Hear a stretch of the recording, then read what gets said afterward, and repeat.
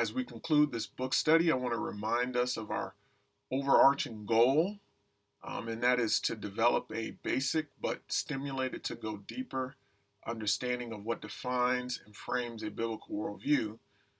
Therefore, I thought it would be helpful to provide a perspective on this critical topic of social engagement from one of the pioneers in worldview thinking.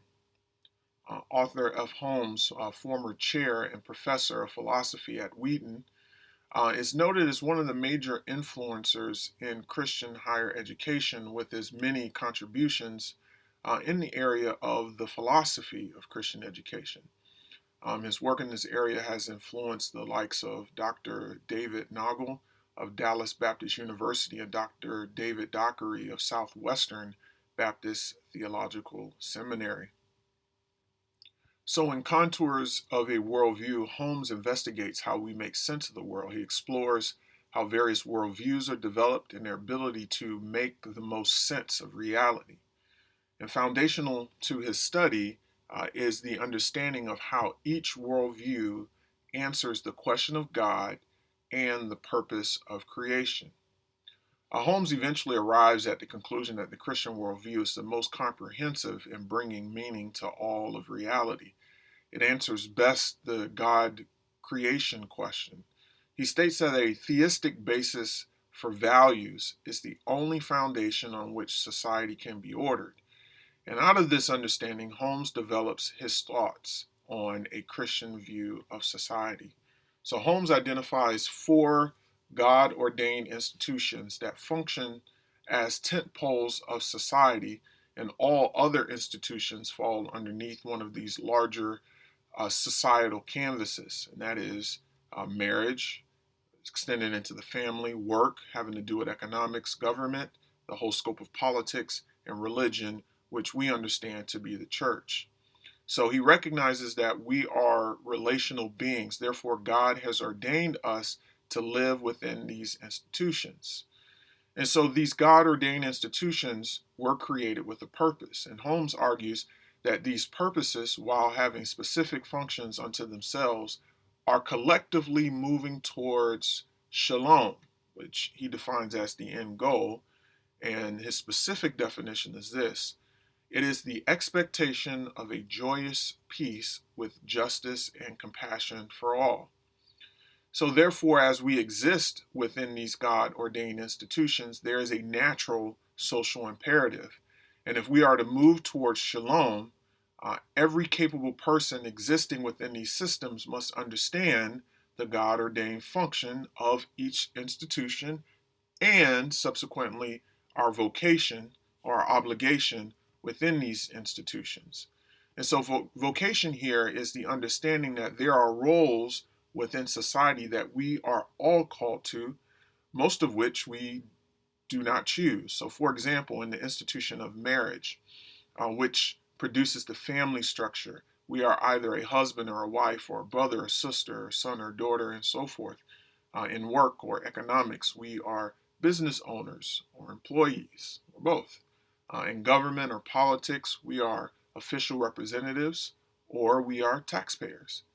In the area of religion, or for us, the church, we are congregants. We are members of a larger body or local body. We're deacons, small group leaders, ministry leaders, pastor, and so forth. And so though we are called to many of these by divine appointment, we are obligated to fulfill these roles within these institutions under the parameters set by God. And while each institution has its purpose, it is always governed by the mandate to ensure love and justice. Holmes says that justice stresses more the outward ordering of life. Holmes says that traffic lights would still be necessary in Eden if there was no fall. And then love is an inner and more personalized concern for the benefit of others. And so the theistic basis for value thus obligates us to pursue God's good end with both justice and love, whether in politics, education, art, or business. Holmes suggests that emphasizing one without the other is a perversion of God's character and purpose for his creation. Now, since the fall, each institution is affected by sin, and this sin typically manifests itself in the abdication or abuse of power. Therefore, moral limitations within each institution becomes imperative towards ensuring the twofold objective of fulfilling God's purpose of the institution and ensuring love and justice for every individual within it. And Holmes argues that when any institution oversteps its God ordained mandate and begins to exercise power outside its realm of God ordained authority, it is a cause for social action.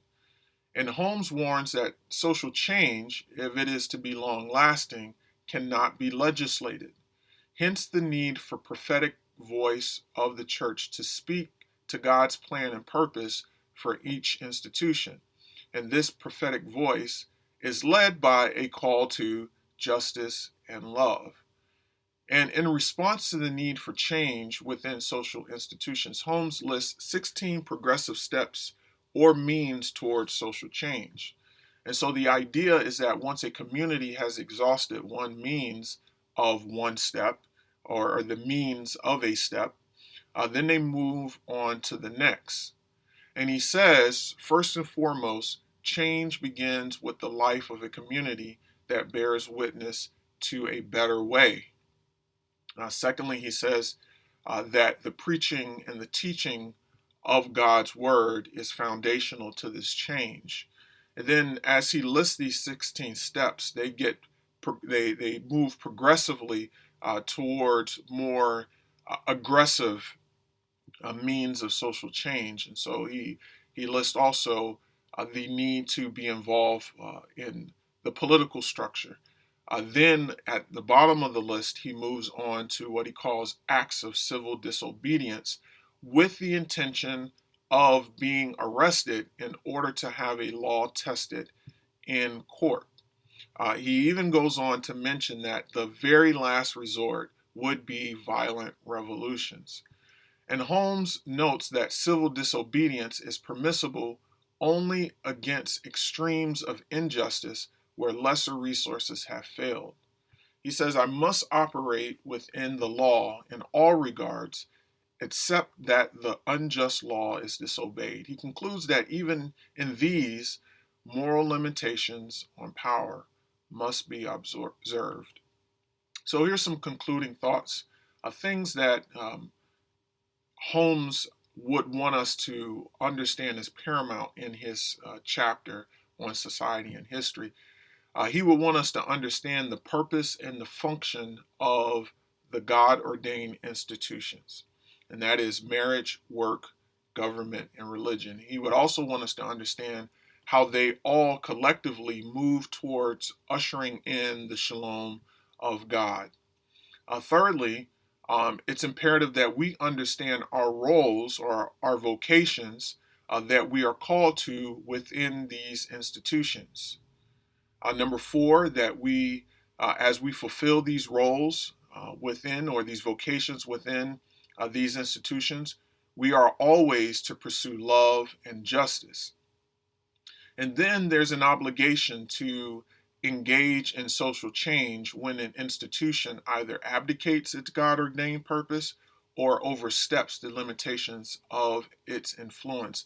And then lastly, understanding that engagement in social change must always be done with the goal of shalom, and that is the pursuit of justice and love for all.